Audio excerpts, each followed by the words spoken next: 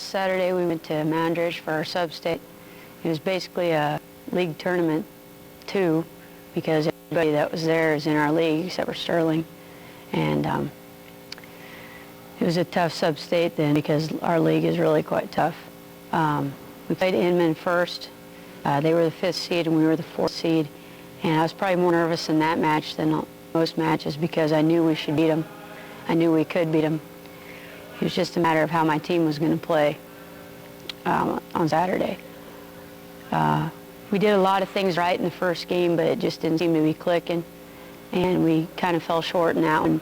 The girls really bounced back, and I thought they played well the next 2 games. We did a really good job of hitting the open spots. Instead of just hitting the ball all the time or dinking the ball, we were doing some off-speed hits and trying to find the open holes, and I think it really threw Inman off a little bit. Plus, their confidence really wore down, and they started to have some trouble on the court and helped us out. That really gets our girls pumped up. We were fortunate enough to play Mandridge coming out of that game. Mandridge is just tough. That's just all there is to it. They're a good team.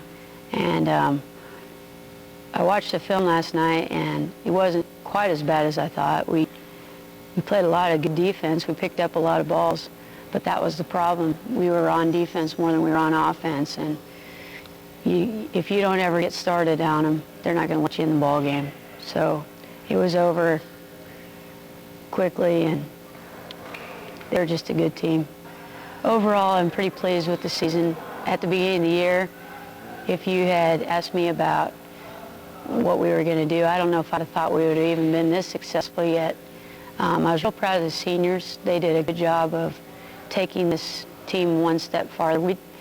We set goals at the beginning of the year, each class did, and the seniors had like 5 or 6 goals, and I think only fell 2 short.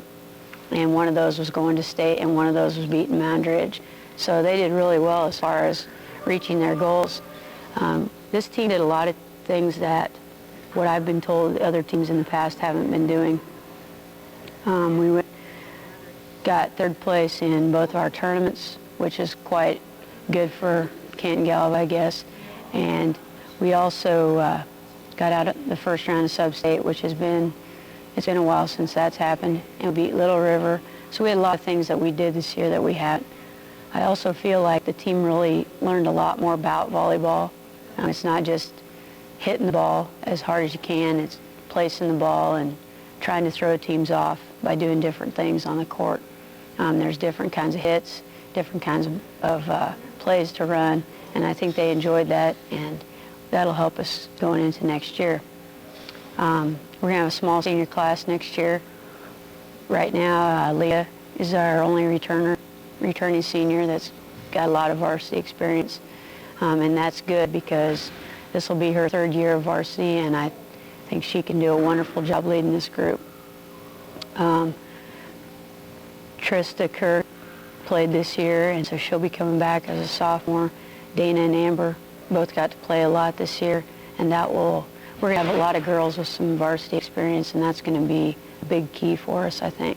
Our biggest problem is probably going to be our heights. We don't have a whole lot. We're losing 5 seniors, and they all played.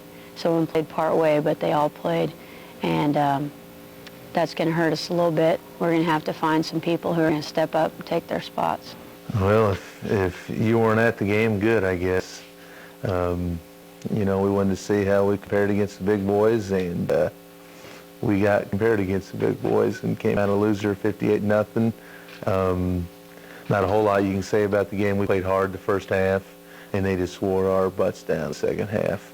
And we got beat up and banged up, and 3 started out of the game. In the third quarter, they scored 30 points and pretty much stuck it to us in that quarter, and that was about the game.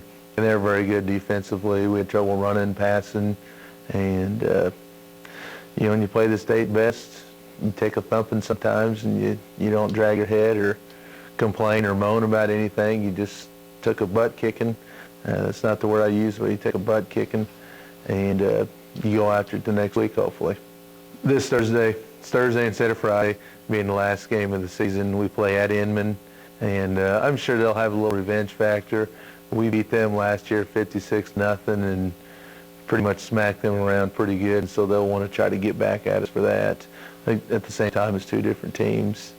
It's always McPherson County rivalry. You know, their kids know our kids, and parents know parents, and vice versa.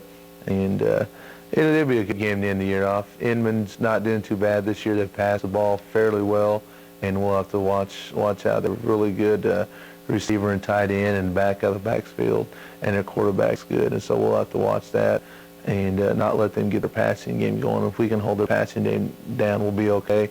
At the same time, we're going to try to establish a running game and, you know, pound it away and pound at them, hopefully break some runs. Our passing game, you know, it's getting better. At the same time, you know, it's not where I'd like it to be.